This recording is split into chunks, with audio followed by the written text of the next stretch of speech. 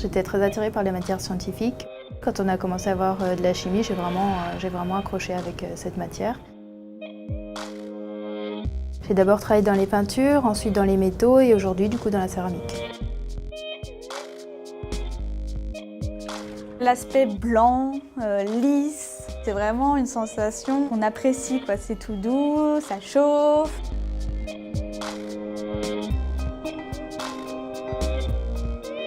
C'est vraiment le contact avec la terre qui a vraiment révélé quelque chose en moi, quoi. La matière, il y a plusieurs choses. Donc on part déjà de tout ce qui est fabrication de poudre et on va aller jusqu'à l'étude en fait, du traitement thermique de ces matériaux. Parfois on a des matières à colorer, des émaux à colorer.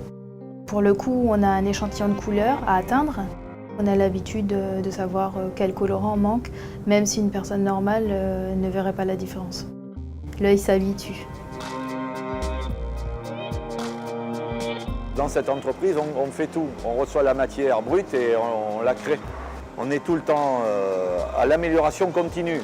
La pâte, c'est une matière qui vit, donc on tord les pièces dans une position et à la cuisson, hop, elle se redresse. On contre-déforme les pièces pour qu'à la sortie du four, ça soit des produits qui soient impeccables.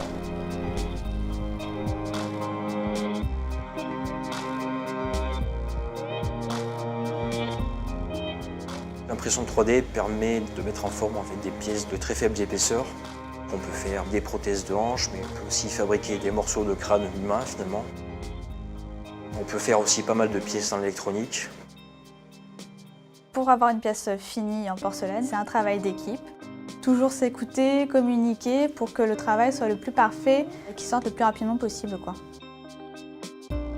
Les jeunes ne veulent plus la routine, mais là c'est un métier où ce n'est pas la routine. C'est un métier qui est tellement diversifié qu'on n'a jamais la même chose à faire. On est tout le temps en train d'apprendre.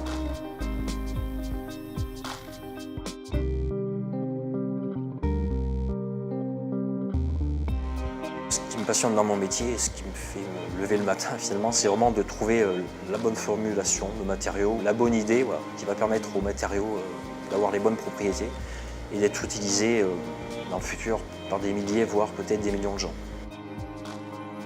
Le fait de dire « c'est moi qui l'ai fait », ça c'est une grande fierté. C'est des produits qui sont sur le marché, qu'on peut retrouver chez les architectes ou même sur les murs chez des particuliers. C'est assez sympathique et gratifiant et c'est ça qui est beau en fait.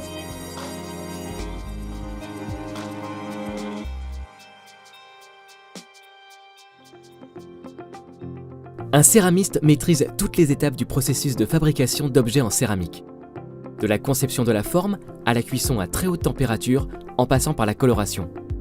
Les objets créés peuvent être fonctionnels ou décoratifs, mais aussi artistiques. Si tu souhaites découvrir ce métier, il y a plusieurs formations selon ton niveau d'études. Les formations avant le bac, comme le CAP tournage en céramique et décoration en céramique, le BT dessinateur en art appliqué, option céramique, le BMA brevet des métiers d'art céramique et le bac pro technicien modeleur. Et les formations post-bac, le BTS concepteur en art et industrie céramique en alternance sur 2 ans au CFA céramique de Limoges, en formation initiale au lycée Henri Moisan de Longchamp et au lycée Auguste Renoir de Paris, le BTS industrie céramique en alternance sur 2 ans au CFA céramique de Limoges et en formation initiale au lycée Henri Brisson de Vierzon.